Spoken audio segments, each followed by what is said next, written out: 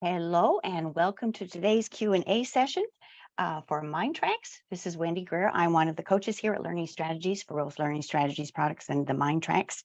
And today I wanted to lead in by a little discussion of the power of being passionate about what you're trying to achieve. I've been coaching here for just over 20 years this month, and a lot of the calls and the emails I get are about goals that aren't coming to fruition. And I started having people send me their goals because I started being curious about what was going on. And I was really surprised when I first started working here, how many people had goals, were very academic and sort of they didn't tell me who they were. They didn't have any vibrance to them. They didn't tell me what they were really looking for. It was just, I want $100,000 in the bank. Well, what does that $100,000 in the bank mean? You know, how does that look in your life? How does that express? What does that enable you to do and be? So it's a sense of, a lot of the goals were so generic, it could have been anybody walking down the street. I'd like money in the bank. I'd like to have a nice house. I'd like to have a good relationship. Well, you know, everybody would like that, but what do you specifically want? Because, you know, the universe is standing there waiting to give you what you want, but you've got to tune into what that looks like, feels like, what it would be like to have it. And so that's where passion comes in, because what you're passionate about, what you're really connected to is probably what you're here to do. That's why you're here. And so that in and of itself is an incredibly empowering thing, to be doing what you would gladly do for nothing but being paid for it, that kind of thing, where you have a job that you love so much that even if you weren't being paid, you would enjoy it. So one of the greatest summaries I've heard of this was when the Wright brothers were out at Kitty Hawk trying to get their plane off the ground, and they finally had, I can't remember how many seconds it was, but they left the ground, and a reporter apparently asked, I think it was Wilbur, how much trepidation, how much fear was there every day when you got up that you might crash, you might end up, you might end up in hitting a rock. And he says, actually, we could hardly wait to get up in the morning. It was so exciting. And that's what you want. You want that kind of zing in your goal. You want to really connect with it and have an emotional connection so that you're really invested in it. And it's really clear where you're wanting to end up and what that would mean to you, what that's like in your life, what that looks like, what that feels like. I want to share a few paraliminals that I always recommend for this issue, but I'd also like to share a couple of tools that are really pragmatic. They're fun to do, and I just would like to share those because they'll get you started and then take what you learn into your paraliminals. One of them is, if you won the lottery and it was an incredible amount of money and you had done all the traveling you could want to do, all the cruises, you had been around the world, you had been to every opera you wanted to see in every great opera house, you'd seen every rock concert you wanted to see, you had every fancy car you could ever want, if you had just done all the things that you would always do, you'd gone on safari, you've traveled Europe for the summer. When that was all said and done, what would you do with the rest of your life? Now, that one is really fun because not only are you tuning into what you're here to do and what you're passionate about and what your service would be to the world and to humanity, but you're also doing your bucket list of what you want to do before you shuffle off the mortal coil. So sort of a fun one to do. Lisa Nichols has a rocking chair test. When you sit in your rocking chair, you're 90 years old, you're sitting on your front porch. What do you want to be saying to your grandkids, your great grandkids, to the people that are coming after you, and to your cronies, to the people that are still there? What do you want to say you did? What are you going to be proudest of? What are you going to feel really good about having done? And akin to that is the legacy goal. That's in our Clear Mind, Bright Future course. And that's, what do you want to leave behind? You know, what do you want to be said about you at your celebration of life? You know, what do you want to have expressed? What do you want to have created and formed that wasn't here before? You know, what kind of beauty do you want to leave behind? So those three, the rocking chair test, the legacy, and then that lottery, if you had won the lottery, what would you do with the rest of your life? I think I'll do the paraliminals next. The three that I love for this are Success Built to Last. This is one of the more underutilized paraliminals we have. I think for some reason people don't think to pick it up. We did this with Stuart Emery, and the core of what he found, you know, working with people, interviewing people, coaching people that were really masters at whatever they did, was that they had found what they were passionate about. And so because of that, it is success built to last, because it just builds on itself, and you become more and more enamored of what you're doing. You become more masterful, and sometimes it segues into something akin to what you originally started with, but still success built to last is a really good one for doing that. I'm anticipating that one of the newer ones, self-actualization, will do the same thing, because self-actualization is really about the subtitle there is live each day as the best version of yourself. The best version of yourself is your unique gift. It's what you came here to do. It's your unique print on the world. You're the unique snowflake that you are. So I'm thinking self-actualization would be good. And I like Creativity Supercharger. This one is really good for thinking outside the box. So Creativity Supercharger tends to, open doors you normally wouldn't look behind, and sort of get in the sandbox and play a bit. And that can really open you up to new experiences and new ways of approaching things, and really give you a joie de vivre that you may not have experienced for a while. So those are the ones I would specifically recommend around that topic. I love distillations of what I'm trying to say. And there's a saying by Deepak Chopra I wanted to share before I jump into the actual questions for today. He said, when you discover your essential nature and know who you really are, and that knowing itself is the ability to fulfill any dream you have, because you are the eternal possibility, the immeasurable potential of all that was, is, and will be. And that's what tuning into your passion does, the immeasurable potential of all that was, is, and will be for you. So I think that's such a nice distillation.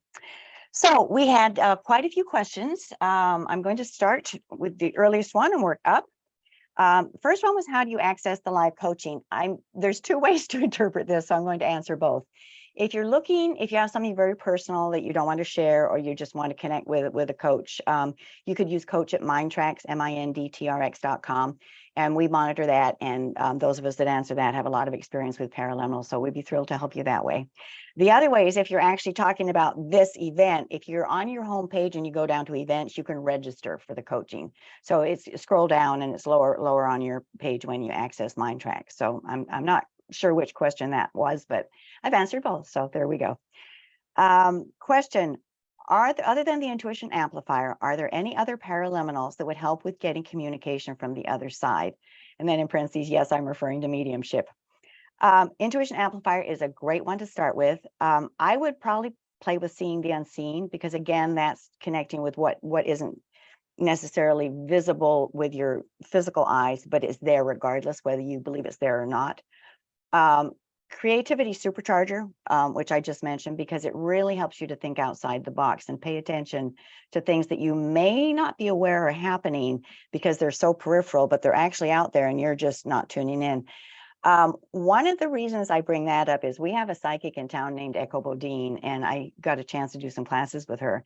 And one of the things I noticed about Echo is she's very astute at constantly tuning in to what's going on around her and seeing if there's something there that she should be recognizing. And I sort of laughed when I first started working with her, because she actually she would sometimes go shopping on a day where she knew it was going to be busy. So she tuned into her inner knowing and tune into when she should go to the grocery store and there wouldn't be a line. And I sort of laughed, but that's a good way to build up your intuitive mechanisms, and then in turn you connect with mediumship. And active listening would support that too, even though active listening is for working with other people. And I'm anticipating a lot of parents will do really well with active listening.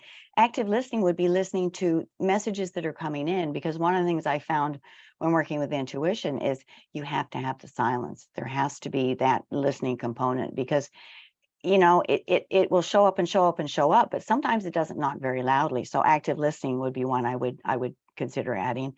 Miracle mindset, because miracle mindset, you're tuning into the fact there are miracles around you all the time. And again, you may not be cognizant of it, but when you have that mindset of looking for the miracles, I would consider that. Dream play, because that helps you access the wisdom that comes through at night. And sometimes I think we get messages from guides and angels at night. And if you are doubting your capacity for mediumship, belief is an absolute workhorse, because if you think you can or you think you can't, you are going to be right. So those are the ones. So seeing the unseen, creativity supercharger, the miracle mindset, active listening, dream play, and belief. I know that's a lot, but there's a lot of ways to come at this, and that's one of the things I love about paraliminals, there's so many perspectives and angles to come from that you really get a complete picture. And sometimes one will have a domino effect where you do that and all of a sudden everything else starts flowing. So that's where I would go with that. If I am listening to a paraliminal at bedtime 3 times per week, is it better to do a different paraliminal each time or to do the same one each night until I feel like I've gotten the results I'm looking for? That's up to you. I tend to use one for 2 or 3 nights and then sort of assess where I'm at and see if I'm feel like I'm getting the results I want. And if I feel like I'm partway there, but I'm missing a component, I will look for what will support that component. We have some people that do a variety of paraliminals every night. That is a little discombobulating for me, but everybody's different. And so you can adapt your paraliminal listening, experiment, use the same one for 3 or 4 nights, journal what you're doing. And I really encourage that if you're going to use the sleep tracks, journal, because sometimes things will come through at night and you will not remember what they were in the morning. So one of the things that we did a dream questing course here. And one of the things I got from that course was if you wake up and you had a profound dream, try and remember the position you're in when you woke up, where your head was on the pillow, and resume that physiological position. And often you'll catch a tendril. You'll be able to catch a piece of what was happening. And if you wake up during the night, just jot down, whatever was going through your mind, because that in the morning will sometimes trip a connection to, the other things that preceded and followed that. So I would really recommend that. And often during the day, after a profound dream, things will percolate to the top. So catch them when they percolate up. So sorry for that somewhat amorphous answer, but paraliminals work because they're so organic. You can adapt them to what works for you. And so, try the 3 a night, the three times per week sounds good. However, if you feel like you're sort of on a plateau, you might try bringing in another one, that's akin to what you're working on, and just see where that goes for you. What is the best paraliminal to overcome mental blocks and negative self-talk when trying to achieve a goal? Belief, as I mentioned, anytime you're doubting your self-belief, personal genius is good, because that's really tuning you into that inner genius that we all have, that we just sort of got trained out of us. Finding treasure is very like belief in its outcome. So finding treasure, because you have treasures within you, and we all have them. We just don't always remember where we've put them. And so finding treasure will help you to reaccess that and reconnect. And then if this is chronic, if you tend to have a lot of negative self-talk and these mental blocks pop up all over the board, I would probably consider fresh start, because that's a reminder that every second and every minute of every day is an opportunity to begin again. And new history generator. And that is the one where you've got the 3 paths: the past as it was, the past as you would like it to be, the past with unexpected events. The 4th path you create yourself. So you can take the learning you got from, the thing to remember is every failure is actually just an experiment. It's another step in an experiment. And so, if that wasn't what you needed, then that one doesn't work and you move on to the next one. So, this negative self-talk is just that you are paying attention to things that you noticed didn't work, and that's a plus, because that didn't work. So then you can move on to the next experiment to see what might serve better. So, but those are the ones I would probably start with. And the letting go, I would probably add on to that too, because letting go is very good for welcoming what happened, recognizing the gifts, taking the gift forward, and then letting the rest go. So the letting go, fresh start, and new history generator are very good to use in tandem with each other. I love this one. I have some urgency with regards to my goal of securing a position at the same or more salary. How do I use the paraliminals for achieving my goal by a certain time? You can make any paraliminal work that way by building in. It is December 31st, and I open my bank statement, and I've managed to get $30,000 of savings or more in my bank account. So you've set a date that you would like it by. You're leaving an or more catch in there. That or more opens so many possibilities, because you never know what the universe might have in store. We did a thing called Superpower Super You, and I, for one, we set a goal, and then we had 12 different masters in different topics address different issues throughout the year. And we were to write down our goal at the beginning of the year, and then we were to undo it at the end of the event. My goal had been achieved, but my biggest goal that I was proudest of was something that wasn't even on my radar at the beginning of the year. So, this or something more, you never know what might be coming down the pipe. So add, and if it feels too ambitious, then chunk the goal down a bit. Some people have these grandiose goals and they're going, yes, but that's never going to happen. So make an intermediary goal. By October 31st, this is the circumstance. And by December 31st, this is the circumstance. This or more is in my life. So you're leaving the door open. You're creating the opportunity, and you reiterate that, and any yes buts, anything that says, yeah, but that's not going to happen. Take it to belief. Take it to belief, because you need those yes buts are the stumbling blocks. Those things that are going to trip you up. So those yes buts are great indicators of what is setting up obstacles. We have a wonderful habit of doing that for ourselves. I guess we just all have these incredible opportunities to grow. So, and you look at it that way. It's an opportunity. It's an opportunity, and there's a resource in there. Somewhere inside you is a resource to deal with the possibility, and that is within you. So, great questions. That's all I think I have to say for today, but I did find a really nice distillation of this topic. So I wanted to share this. It's from Joseph Campbell. Follow your bliss, and the universe will open doors where there were only walls. So that's what we wish for you. Doors where there seem to be walls right now. They're there. You're just not seeing them. So Paraliminals will help you find those doors. So you take care. Keep using the Paraliminals. We send you lots and lots of love from all of us here. You take care.